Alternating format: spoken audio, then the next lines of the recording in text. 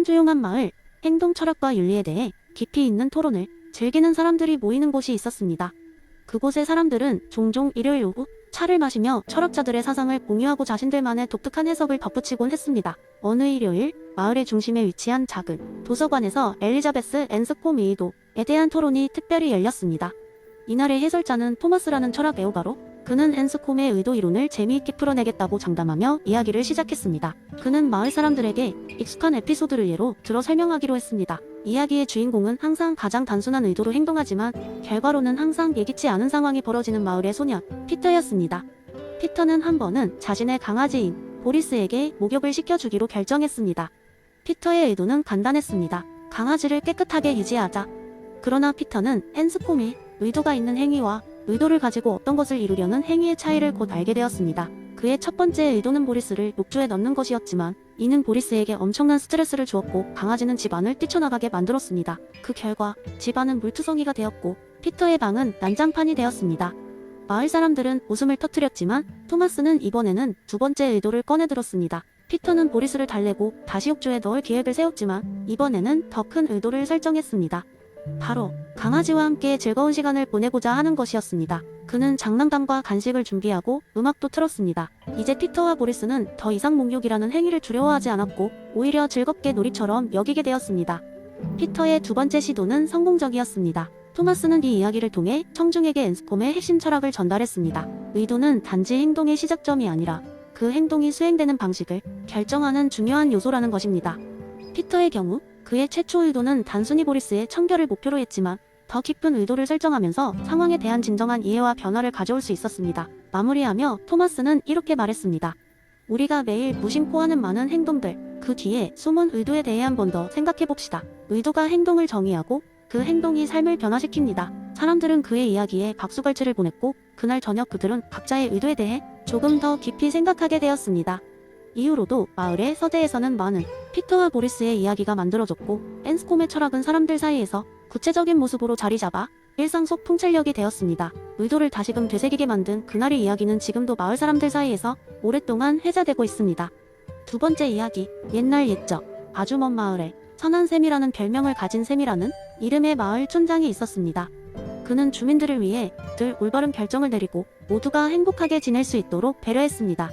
하지만 샘의 내면에는 인과 후회라는 복잡한 감정이 자리 잡고 있었습니다. 이는 그의 결정을 더 무겁고 부담스럽게 만들었습니다. 어느 날 마을에 대규모 축제가 열리게 되었습니다. 축제의 하이라이트는 마을 광장에서 벌어지는 거대한 불꽃놀이였고 사람들이 모두 그 순간을 고대하고 있었습니다.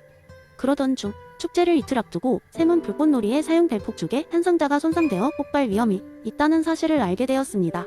이 정보를 놓고 샘은 고민에 빠졌습니다. 만약 폭죽을 사용하지 않기로 결정한다면 사람들은 실망할 것입니다. 그러나 사용하기로 한다면 예기치 못한 사고로 사람들이 다칠 수도 있습니다.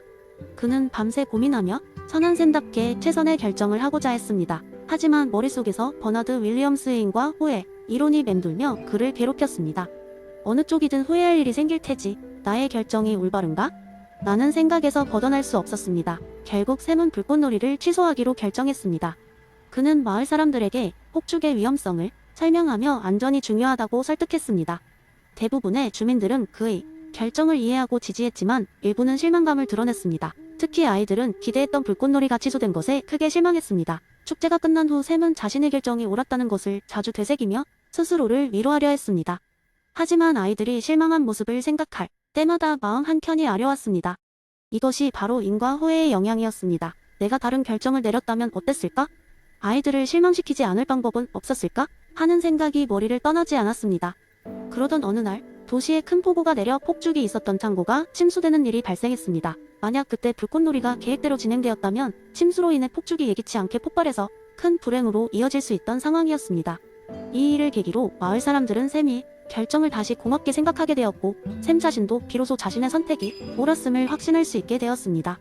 샘은 그날 밤 버나드 윌리엄스 해인과 후회에 대해 다시 생각했습니다. 그는 후회가 도덕적 판단에 끼치는 미묘하지만 막중한 영향을 느꼈고 완벽한 결정은 존재하지 않을지라도 우리의 결정이 사람들에게 미칠 영향과 우리의 책임을 성찰하는 것이 얼마나 중요한지를 깨달았습니다. 더 이상의 후회 없이 그는 다시 마을을 위한 결정을 내릴 준비가 되었습니다. 세 번째 이야기, 어느 작은 마을에 몰이라는 이름의 노인이 살고 있었습니다. 모리는 마을 사람들로부터 지혜롭고 온화한 사람으로 존경받고 있었는데 사람들은 그가 어떤 상황에서도 흔들림 없이 평온한 모습을 유지하는 것을 보고 감탄하곤 했습니다. 어느 날 호기심 많은 소년 제임스가 모리에게 물었습니다. 모리 할아버지, 어떻게 늘 그렇게 평화로울 수 있는 거예요? 다른 사람들처럼 미래에 대해 걱정하거나 나쁜 일이 생길까 두렵지 않나요? 모리는 잠시 미소를 머금고 나무 아래 앉으라고 제임스를 초대했습니다. 그러고는 자신이 젊었을 때 경험했던 한 가지 특별한 이야기를 들려주기 시작했습니다. 모리가 청년이던 시절 그는 항해사로 일하며 바다를 떠돌았습니다. 한 번은 거대한 폭풍우를 만난 적이 있습니다. 하늘은 먹구름으로 뒤덮이고 파도는 배를 집어삼킬 듯 몰아쳤습니다. 승무원들은 공포에 질려 여기저기서 비명을 질렀고 배는 마치 나무 막대기처럼 요동쳤습니다. 그때 모리는 점점 더 두려움에 사로잡혀 갔습니다. 이제 끝인가?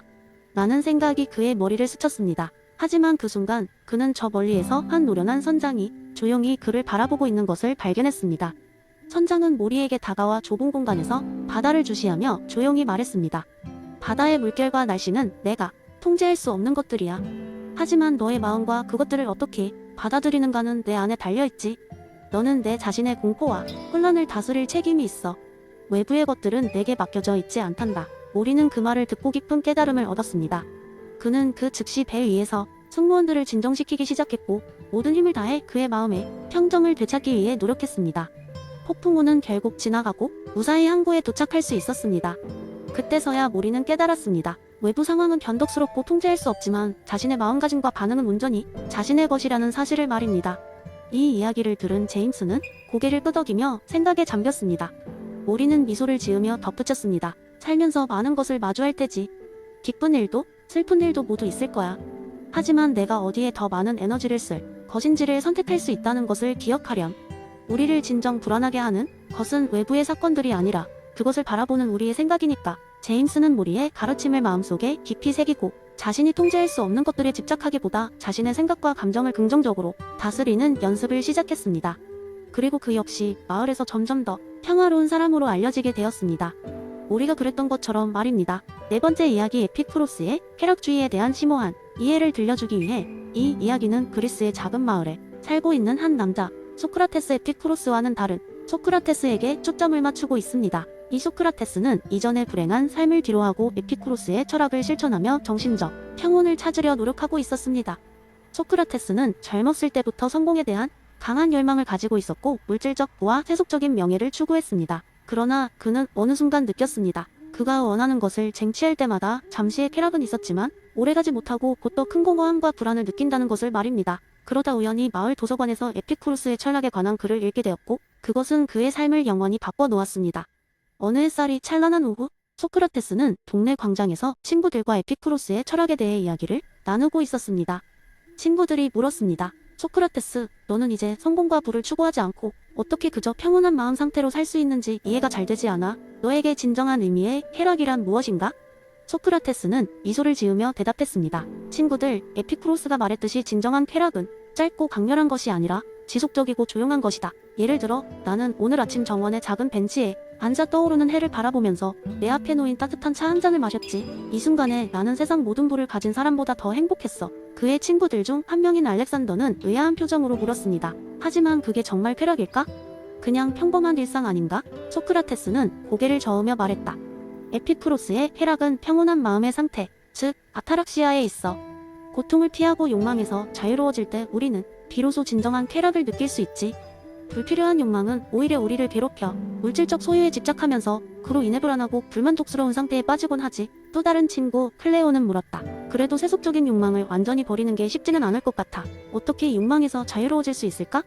소크라테스는 잠시 생각하며 답했다. 중요한 것은 우리가 욕망을 대하는 방법이야.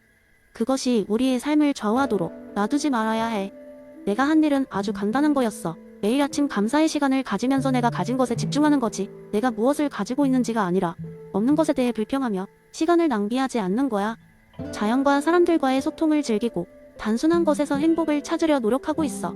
그의 이야기는 친구들에게도 큰 감명을 주었고 그들은 각자 에피쿠로스의 철학을 조금씩 실천해보기로 했습니다. 그 후로 그들의 만남은 더 잦아졌고 함께 산책을 하거나 바닷가에서 모닥불을 피우며 음악을 듣거나 값비싼 음식 대신 직접 만든 소박한 요리를 나누며 즐거운 시간을 보냈습니다.